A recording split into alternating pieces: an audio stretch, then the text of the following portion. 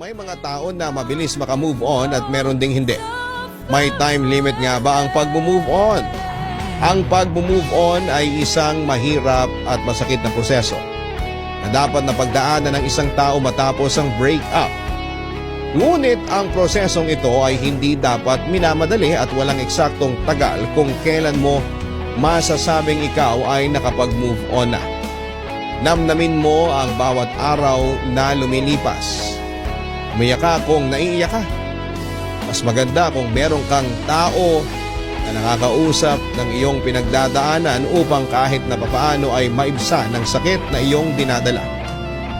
Iwasan din ang palaging pag-stalk sa ex mo dahil mas lalo ka lamang hindi makakausap kung palagi mong binabalikan ang memories ninyong dalawa. Mas mag-focus ka sa mga bagong magagandang memories na pwede mo pang magawa